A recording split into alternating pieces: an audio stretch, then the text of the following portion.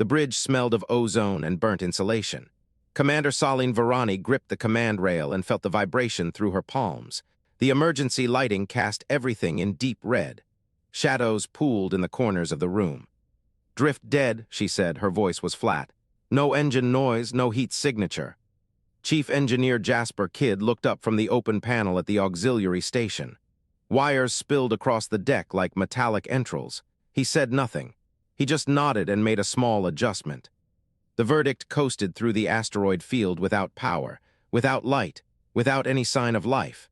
The only sound was the slow tick of cooling metal and the ragged breathing of the bridge crew. Lieutenant Zora Anand sat at the weapons console. Her hand rested on the firing trigger. Her scarred neck caught the red light and turned the old wound into a fresh one. "Anything?" Verani asked. Zora shook her head. "Not yet." The seconds stretched. Verani counted them in her head. 1, 2, 3. The air grew thick and stale. The recycled oxygen tasted flat on her tongue. Then she saw it.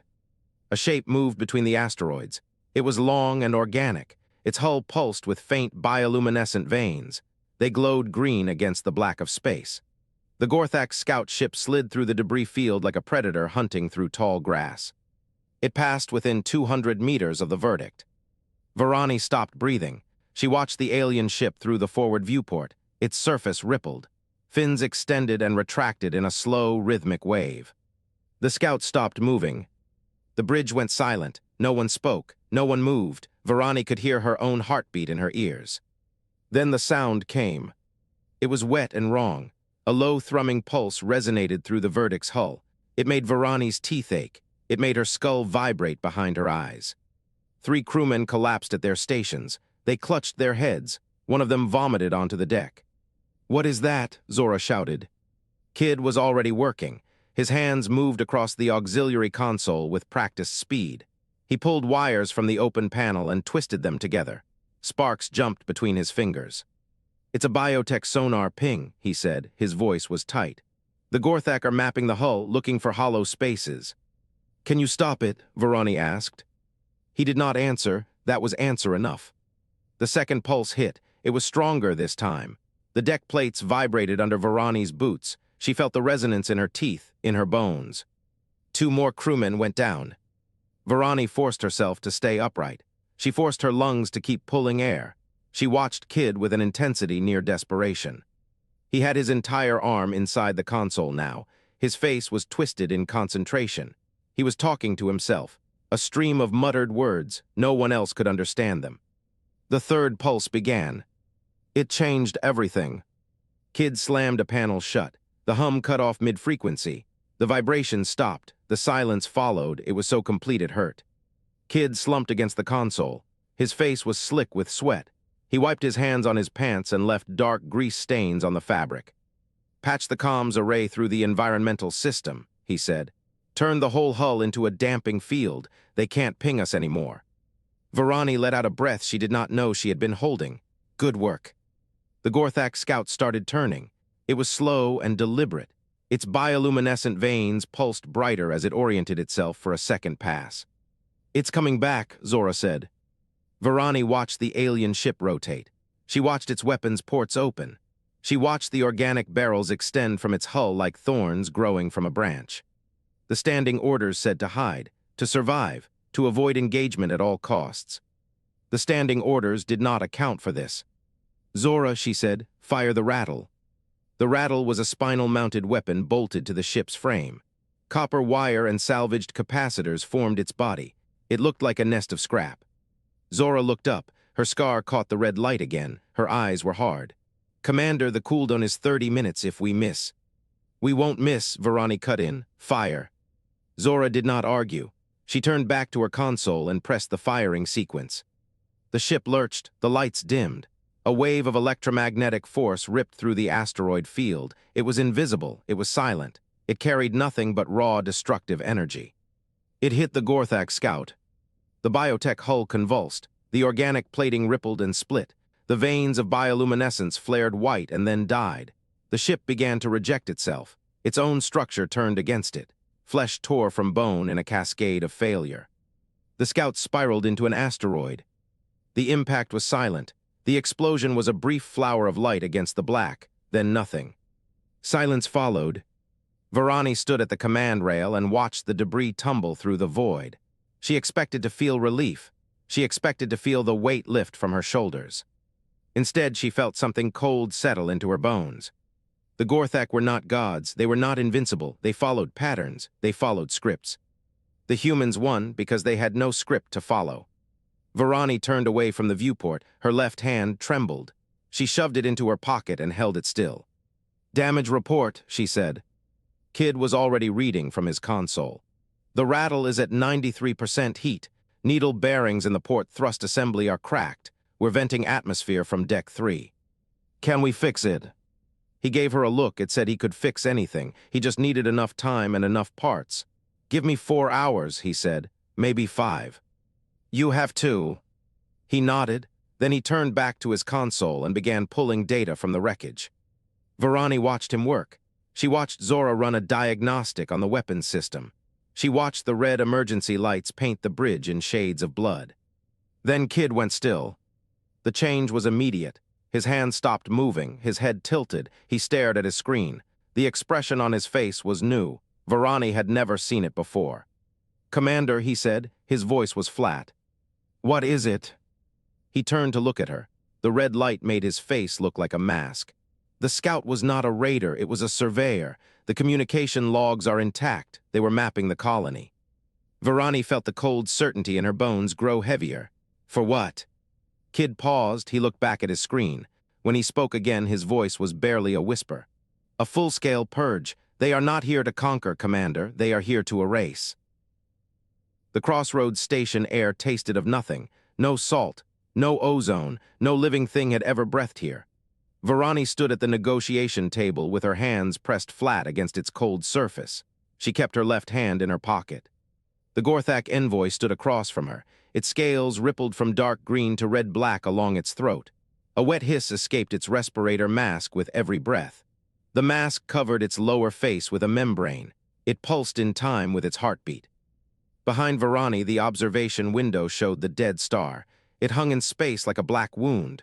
No light escaped it. No light ever would. Lion Eth stood to her right. The Polaran observer tilted their head at a sharp angle. Their translucent skin showed the faint blue pulse of their circulatory system moving beneath the surface. They watched everything. They touched nothing. Verani spoke first. Her voice came out steady. "I need warships, I need weapons, I need anything you can give us." Lion Eth did not blink. Their translation device hummed a soft musical note before they answered. "The Polaran conquered does not interfere in the conflicts of younger races." Verani felt the words land in her chest like a stone. She had expected this. She had hoped for something else. "Younger races," she repeated. "The Gorthak have burned 3 colonies. They killed 40,000 people. We are not a younger race. We are a dead one if you do nothing." Lion Eth clasped their hands behind their back. The gesture looked learned. It looked wrong on their frame. "Your species has had faster-than-light travel for less than 20 years. You are young. You are impulsive. You make decisions. They violate every known model of survival logic. We observe. We do not intervene." The Gorthak envoy made a sound like grinding stone. It stepped forward and placed both hands on the table. Its claws left scratches in the surface. "You will listen," the envoy said. Its voice came through the mask as a wet distortion. "You will surrender your colony. You will accept assimilation into the Gorthak divine order. Your species will find purpose in unity under the true gods." Verani did not look away. "And if I refuse?" The envoy's scales shifted to pure black. Its respirator hissed louder. "Extinction, your colony burns, your species follows. There is no third path." Verani felt the tremor in her left hand start. She pressed it deeper into her pocket. She thought about the crew on the verdict. She thought about the children in the colony shelters. She thought about the day she surrendered the first time and the shame still living under her ribs. She spoke plainly. Humanity would rather burn than kneel. The Gorthak envoy straightened. Its eyes narrowed to vertical slits. It said nothing. It turned and walked toward the door. Its claws clicked against the grated floor with every step. The door sealed behind it. Verani stood alone with the Polaran observer. The station lights hummed. The dead star hung in the window. She forced herself to breathe. Lion Eth tilted their head to the other side. Their translation device hummed a different note, a lower one. May I ask you a question? Verani nodded. Her throat was tight. You chose death, Lioneth said. You chose extinction for your species. Why? She looked at the dead star. She thought about how to explain it, how to make something so simple sound true. Some things matter more than survival, she said. Lioneth's circulatory system pulsed faster. Their skin glowed brighter for a moment. They made no sound. I do not understand. Survival is the primary directive of all sentient life. It is encoded in every decision, every calculation, every action. Not for us, Verani said. She turned and walked toward the door. Her footsteps echoed on the metal walkway. She wanted to be back on the verdict. She wanted to smell burnt wiring and recycled air. She wanted to be somewhere. It made sense. Verani. She stopped. She did not turn around. Lioneth spoke from behind her. Their voice carried something new, something uncertain. The Gorthak fear a technology, an ancient technology, a void sail. Verani turned. She watched the Polaran observer stand very still. Their hands were still clasped behind their back. Their circulatory system was pulsing fast. The Nulvara built them, Lioneth said. The void sail uses the spaces between stars. It moves through places where physics breaks. The Gorthak Biotech ships cannot follow. Their organic systems reject the void. Why are you telling me this? Lioneth looked at the floor, their head tilted in a slow arc. I do not know. I am breaking my orders. I am violating the primary directive of my species. I cannot explain this choice. Verani waited. Lioneth looked up. Their translucent skin showed the light of the station panels passing through their body. They looked fragile. They looked determined. The coordinates are in the station archives. The Nulvara site is outside Gorthak territory. If you can reach it, you can install the sail on your ship. It will make you invisible to their sensors. It will make you untouchable. Verani walked back to the table. She stopped 3 feet from the Polaran observer. Why are you helping us? Lioneth's translation device hummed a note. It sounded almost like a question, almost like a sigh.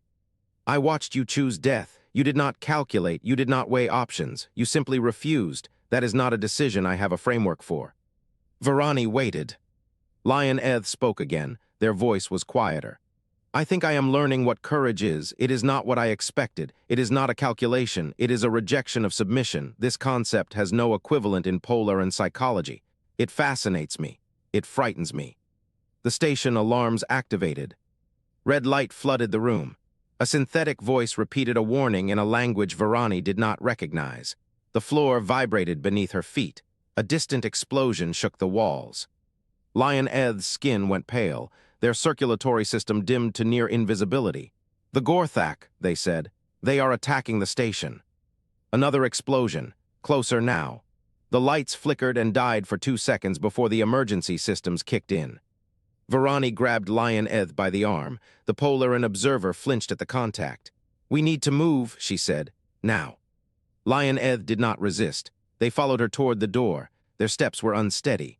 Their voice carried something Verani had never heard from a Polaran before. My ship, my crew, they are docked in Section 4 if the Gorthak reach them. Then we get there first, Verani cut in. She pulled her communicator from her belt. She pressed the activation stud. The line crackled with interference. Kid, I need a pickup at Docking Bay 3. Bring the rattle online. We are not leaving alone. Kid's voice came back distorted through the static. Commander, the Gorthak have a fleet in the system. At least 12 ships. If we power up the rattle, they will see us. Verani reached the door. She pressed the emergency release. The panel slid open. The corridor beyond was filled with smoke and flashing lights. Do it anyway. She stepped into the smoke. Lioneth followed. Behind them, the negotiation room filled with the sound of shattering glass as the station's outer hull began to breach. The dead star watched through the window. It offered no answers. It offered no help. It offered only a silence. Something had already ended. That silence would never end again. The cargo bay smelled like burnt coffee and desperation. Jasper Kidd had stripped off his shirt hours ago. His skin was slick with grime and sweat. The void sail sat on the workbench in front of him. It looked like a dead thing, a tangle of pale crystalline fibers embedded in a dark organic matrix. The Polaran had called it a sail. Kidd called it a headache. He had been trying to integrate it into the Verdict's propulsion system for 18 hours. The math refused to resolve. Every equation slipped sideways the moment he reached the integration point. The sail wanted to move through broken space. The verdict wanted to move through normal space. They were speaking different languages. Kid wiped his forehead with the back of his hand. He left a streak of grease across his brow. One of his engineers, a young woman named Tors, looked at him from across the bench. Her eyes were hollow. Her hands were shaking. "It's not going to work, is it?" Kid did not answer. He picked up another data pad and started scratching numbers onto its surface. The cargo bay hummed with the low vibration of the engines. It was a sound Kid had learned to read like a heartbeat. Right now the heartbeat was irregular. The verdict was tired. He had not slept in 40 hours. He had stopped eating 12 hours ago. The coffee in his mug had gone cold, and he drank it anyway. Tors turned back to her console. Her shoulders sagged. The cargo bay door hissed open. Commander Verani stepped through. She looked at Kid. She looked at the void sail. She looked at the engineering team slumped against the walls. Status. Kid did not turn around. The sail refuses to bind with our propulsion matrix. Every integration attempt fails at the third harmonic. The resonance frequencies are incompatible. Verani walked to his workbench. She stood beside him and looked at his calculations. Her face was unreadable. "What do you need?" Kid laughed. It was not a happy sound. "I need the laws of physics to rewrite themselves." Verani said nothing. She stared at the sail. The ship shuddered. A warning tone sounded from the bridge. Verani tapped her earpiece. She listened for a long moment. Her face did not change. She looked at Kid and said, "We have a problem." The Gorthak fleet had found them. 3 of them, massive organic ships with pulsating bioluminescent veins. They had cornered the verdict and the remaining Polaran vessels against a gas giant. There was no escape vector. The gravity well was too deep. The Gorthak had calculated the trap perfectly. Kid stood in the middle of his cargo bay. He looked at the void sail. He looked at the rattle bolted to the deck plates. An idea formed in his mind. It was a bad idea. It was a terrible idea. He said it anyway. "We don't use the sail for travel. We use it as a weapon." Verani turned to face him. Her eyes were sharp. "Explain." Kid pointed at the sail. He pointed at the rattle. The void sail creates a localized rupture in space-time. The rattle creates an electromagnetic pulse. It disrupts organic systems. If I combine them, if I use the EMP as a trigger, the rupture forms inside the target. Verani said, "A bomb." Kid said, "A bomb. It tears a hole in reality." The bridge went silent. Lieutenant Zora Anand was standing at the weapons console. She looked at Kid with something like approval. "I like it." Verani said nothing for a long moment. She looked at the tactical display. The Gorthak ships were moving into formation. "Do it." The first test was a disaster. Kid powered up the rattle. He routed the energy through the void sail. The sail began to resonate. A high-pitched whine pressed against his eardrums. The lights flickered. The deck plates vibrated. And then the feedback loop hit. The energy did not flow outward. It flowed backward. It slammed into the reactor core. The alarm screamed. The temperature gauge spiked into the red. Tors dove for the emergency cutoff and slammed her hand against the panel. The power died. The whine faded. The ship went quiet. Kid stood in the darkness. His hands were shaking. His face was pale. Tors looked at him. Her voice cracked when she spoke. "Chief." Kid did not let her finish. He turned back to the workbench. He picked up his data pad. "We try again." 72 hours. Kid did not eat. He did not sleep. He stopped talking to his team. He muttered equations to himself in the dark. His hands moved across the console. His mind moved through the math. The problem was beautiful and cruel. He could see the solution. He could feel it, but it kept slipping away. On the 3rd day, he screamed at the console. He screamed until his throat was raw. He slammed his fist against the metal casing. The impact did nothing. The cargo bay door opened. Verani stepped inside. She stood behind him. She did not touch him. She did not speak. He turned to face her. His voice was hoarse. "The math is impossible." Verani looked at him. Her eyes were cold and calm. "That is exactly why it will work." Kid stared at her. She said, "The Gorthak have countermeasures for known tactics. They expect us to fight in ways they understand. They have no counter for impossible." She turned and walked to the door. She paused at the threshold. "Make it impossible." Kid watched her leave. He looked at the void sail. He looked at the rattle. He started working again. The combination was a matter of timing. The EMP pulse had to hit the sail at the exact moment of harmonic resonance. A millisecond too early and the energy collapsed. A millisecond too late and the feedback loop returned. Kid recalibrated the capacitors. He rewired the connection between the rattle and the sail. He wrote new code for the firing sequence. 20 hours later, he was ready. He gave the order to fire. The rattle hummed, the sail resonated, the whine climbed to a pitch that made his teeth ache. And this time, the energy flowed outward. The void sail created a rupture, a small knot of torn reality. It looked like a black star hanging in the cargo bay. Kid stared at it, his hands were steady. It works. The Gorthak dreadnought did not stand a chance. The verdict emerged from behind the gas giant. It was a maneuver. It should not have worked. The gravity well should have torn the ship apart. It did not.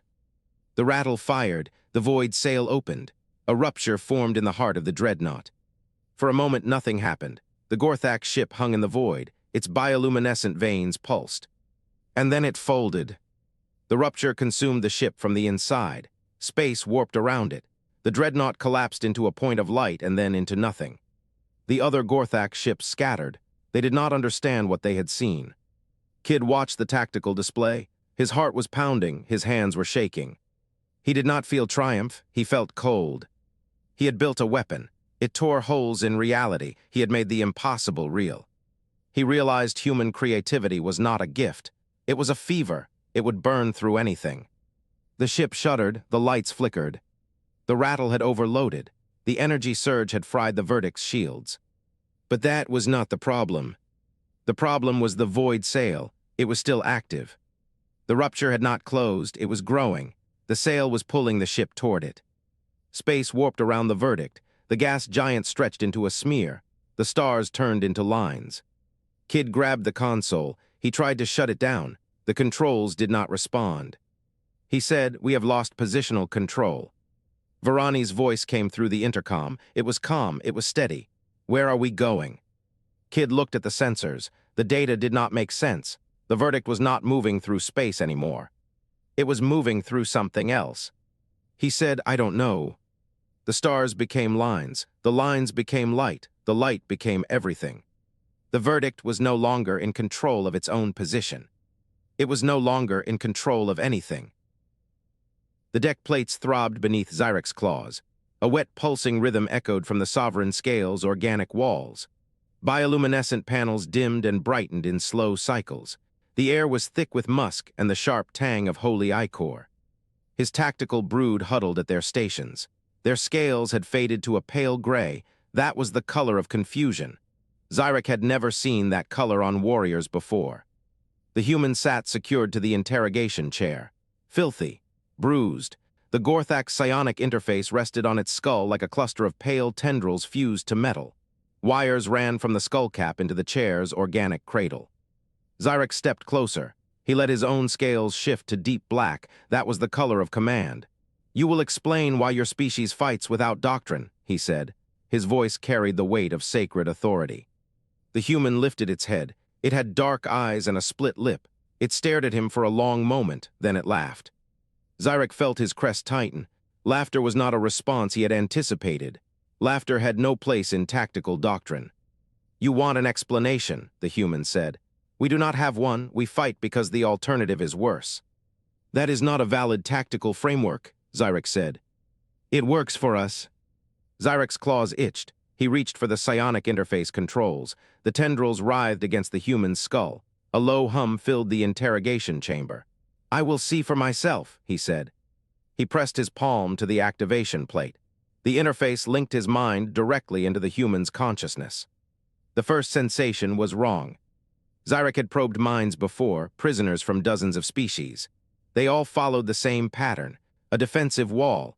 Beneath that wall, fear, survival instinct, and the cold logic of self-preservation. Every mind was a fortress built on predictable foundations. This was not a fortress. This was a storm, an individual storm. It had no walls, it had no predictable structure. It operated on personal conviction, not collective logic. Every thought was a discrete fragment. It refused to join the whole. The human did not think in doctrines, it thought in contradictions. "Beautiful." The word came unbidden. Zyrek recoiled. That was not a tactical assessment, that was heresy. He pulled back hard, the interface disconnected with a wet tearing sound. His breath came fast. His scales flickered between green and black. He could not control them. His tactical brood watched him. Their confusion deepened. Zyrek turned away from the prisoner. He crossed to the sacred battle scripts mounted on the bulkhead. The glyphs were ancient. They had guided the Gorthak Empire for 10,000 years. Every tactical situation had a corresponding scripture. He ran his claw down the list. Ambush, retreat, overwhelming force, siege, pursuit. Nothing for this. Nothing for a species. It laughed at interrogation. Nothing for minds. They operated like individual storms. A chime sounded from the tactical station. Brood leader Cathis lifted his head. His scales flushed a pale orange. That was the color of alarm. Priest Commander, the verdict has engaged our 3rd patrol group. Zyrek moved to the tactical display.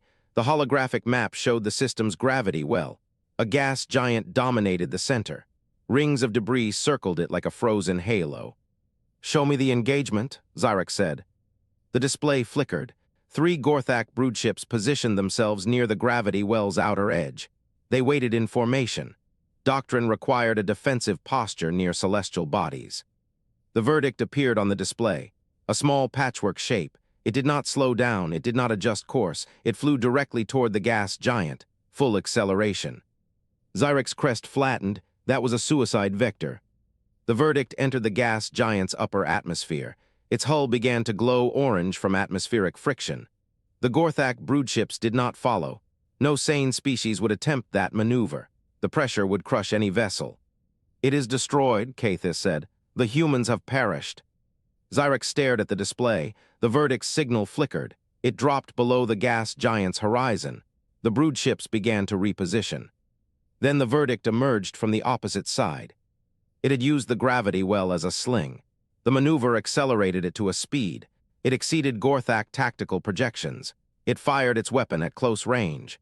The electromagnetic pulse tore through the nearest broodship's organic systems. The broodship convulsed. Its bioluminescent panels went dark. It tumbled into the debris ring. The other 2 broodships scattered. Doctrine required them to reform a defensive line. But the verdict was already gone, vanished into the debris field. Zyrek felt his jaw tighten until his teeth ached. The humans did not know it was impossible. That was the only explanation. They had attempted the maneuver because they had no established doctrine telling them it could not work. Their chaos had no boundaries because they had never mapped those boundaries. "Priest Commander," Cathis said. His voice was thin. "We have lost contact with the 2nd patrol group as well." Zyrek did not answer. He stared at the frozen tactical display. The sacred battle scripts offered no guidance. His species had spent 10,000 years building perfect tactical frameworks. The humans had spent 2 decades fumbling through the dark. The humans were winning. He understood now. This was not a military conflict. This was a divine test. The gods had sent the humans to test the Gorthak faith, to test whether the Empire could adapt, whether it could learn, whether it could understand. Zyrek looked at the sacred battle scripts. Then he looked at the human prisoner. The human was still smiling. He saw the truth clearly. He failed the test. He did not want to understand them. He wanted to erase them. Zyrek turned to the weapons console. He pressed his palm to the activation plate. The ship's organic systems responded. A deep vibration rumbled through the deck plates. "Activate the reality anchor," he said. Cathis's scales flushed white. That was the color of terror. "Priest Commander, the reality anchor is a sacred weapon. It has never been deployed. The scripts say its use risks the fabric of—" "I know what the scripts say," Zyrek cut in. His voice was flat, certain. "The gods sent us a test. I choose to destroy it instead." The reality anchor hummed to life. The ship's bioluminescent panels flickered. The warm, humid air grew cold and still. Outside the viewport, the stars froze. The anchor did not destroy the humans. It suppressed the conditions. Those conditions made them dangerous. It created a bubble of rigid, predictable physics. No random quantum fluctuations, no chaotic variables, no uncertainty. Human improvisation depended on chaos. There would be no chaos left. Zyrek watched the display. The verdict appeared. It was trapped dead in space. Its engines refused to respond. Every random process in the ship had ceased. The human prisoner stopped smiling. "What did you do?" the human whispered. Zyrek did not answer. He stared at the frozen stars. His scales were a solid, dull gray, the color of a faith. The faith had found its limit and chosen to stop. The bridge of the verdict was silent, not the silence of a powered-down system. This was deeper. The stars outside the viewport hung frozen. No engine hum, no ventilation noise, cold seeping through the hull. Commander Soline Verani stood at the command rail. Her left hand trembled inside her pocket. She did not pull it out. Chief Engineer Jasper Kidd sat at his station with his head buried in his hands. His shoulders shook with each breath. Lieutenant Zora Anand slumped in her chair with a bloody bandage wrapped around her arm. The fabric had turned dark at the edges. Lion Eth stood near the door. Their translucent skin flickered with a faint blue glow. The Polaran observer tilted their head and watched the humans. The Gorthak had found them 30 minutes ago. A hunter fleet, 6 brood ships and a flagship. They had not attacked. They had done something worse. Kidd raised his head. His face was gray with exhaustion. His eyes were sunk deep into their sockets. He spoke. His voice cracked. It is a reality anchor. The Gorthak device pins us in place through a psionic field. Every ship in the fleet contributes to it. But the flagship is the keystone. Priest Commander Zyrek is the source. Verani forced her voice steady. Can we break it? Kidd shook his head slowly. Not by force. The anchor is powered by Zyrek's psionic will. It is amplified through the entire Gorthak hive mind. Every mind reinforces every other mind. You cannot brute force that.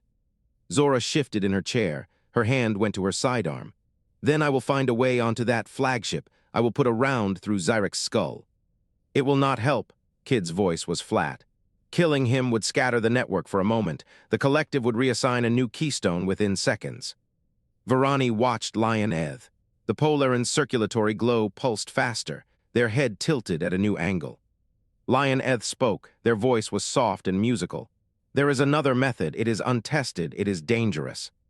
Verani turned to face them fully. Tell me. A single human mind uploaded into the Gorthak psionic network would act as static.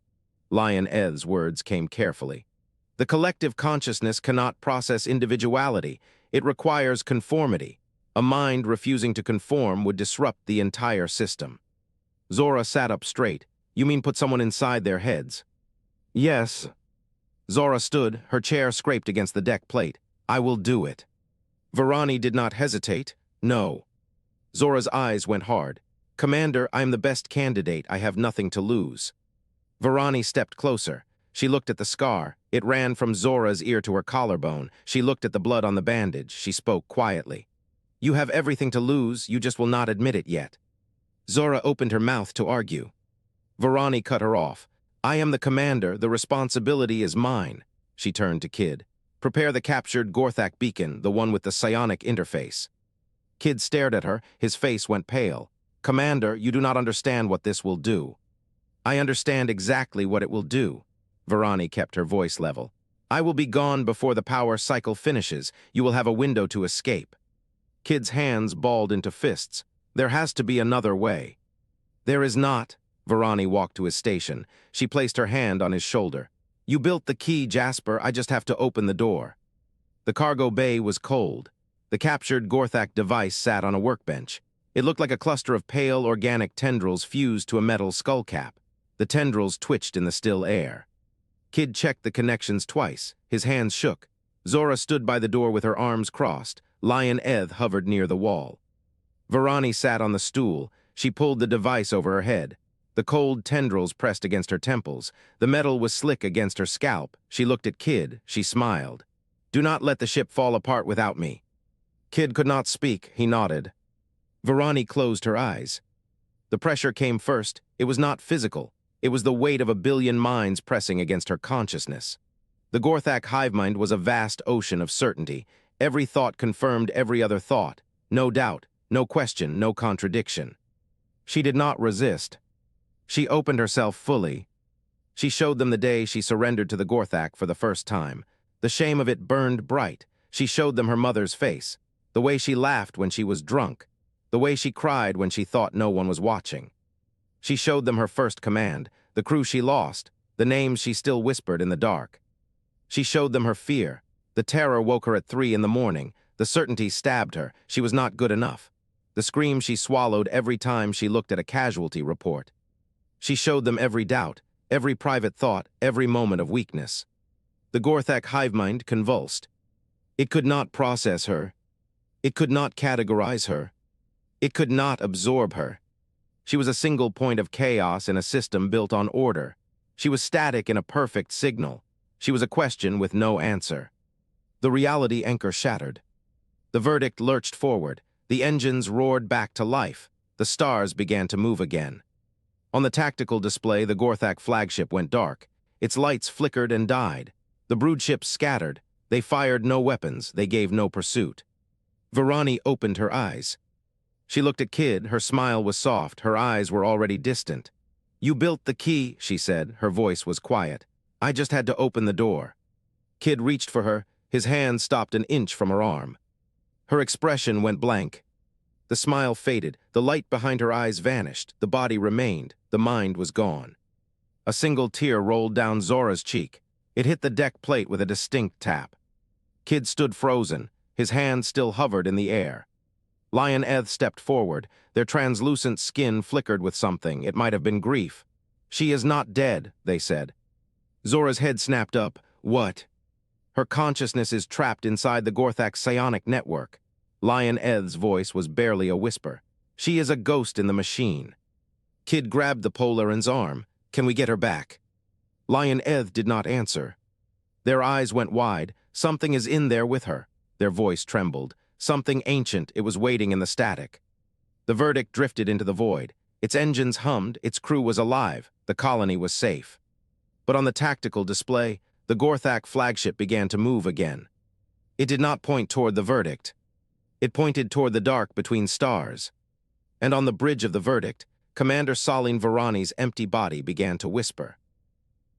The medical facility smelled like nothing. That was the first thing Kid noticed. No burnt wiring, no ozone, no recycled sweat and fear, just clean air. It tasted like someone had filtered the life out of it. White light pressed against his eyes from every direction.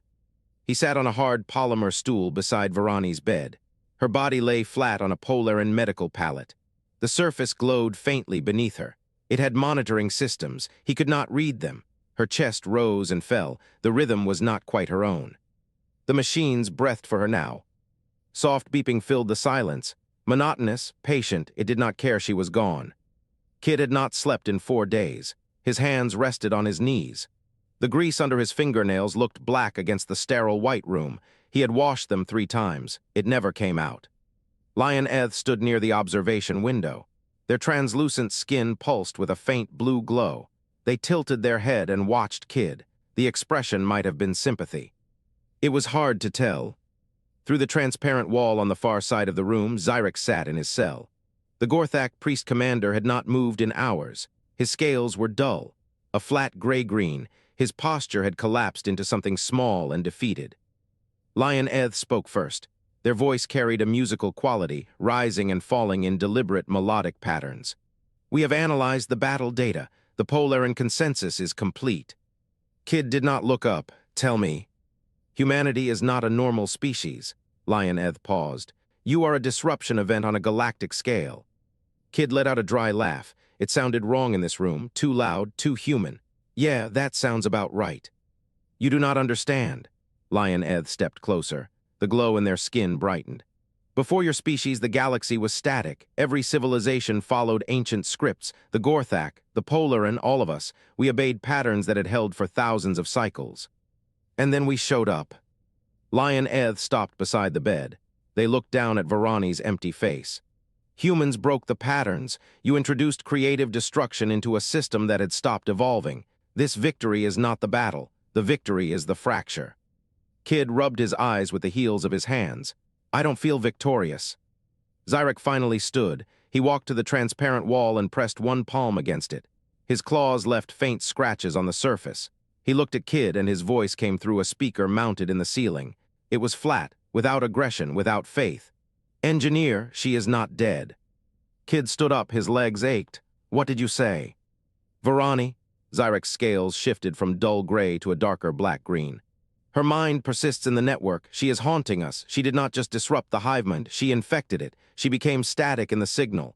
Every Gorthak connecting to the network now feels her presence. Her shame, her fear, her doubt. Good, Kid said. Zyrek shook his head. She is dangerous, not to us, to the old order.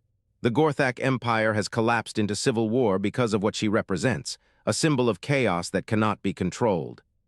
Lion Eth moved to stand beside Kid. Their voice was quieter now, softer.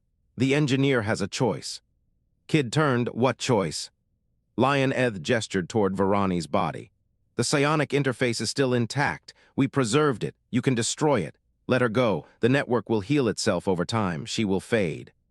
Kid's throat tightened. Or you can reach into the static. You can try to bring her back. The rhythmic beeping of the monitor filled the room. Kid looked at Verani's face. He put his hand on the cold, smooth surface of the palette.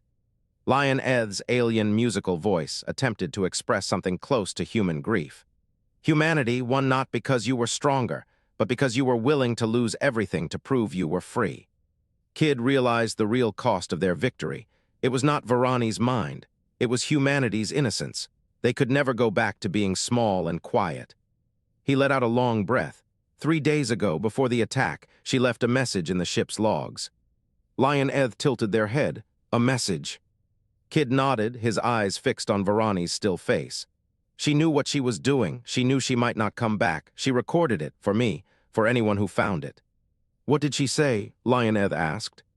Kid closed his eyes, her voice a perfect memory in the sterile silence. She told me not to bring her back. The ghost in the machine is the best deterrent we have. She told me to let the galaxy fear the madness that won the war.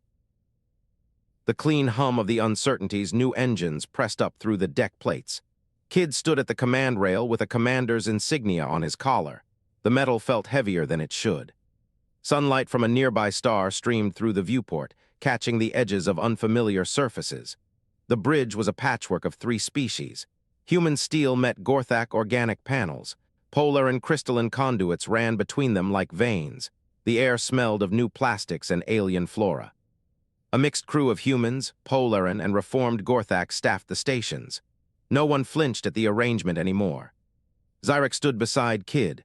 His scales had settled to a calm gray. They no longer shifted with every emotion. He stroked the sacred battle script on his forearm, an old habit now empty of meaning. Kid spoke without looking at him. You sure about this? I am still learning to think like a human, Zyrek said. I do not know if it is enlightenment or infection. Kid almost smiled, maybe both. He looked at the mission briefing on his console. The words were simple: exploration, contact, understanding. He had disobeyed Verani's last order. He would not let her be a ghost. He would find a third path. Navigation, he said. Set course for the Kithra Gap. The human at the navigation station nodded. Course plotted, Commander. No known hazards on the approach. Zyrek's scales darkened slightly.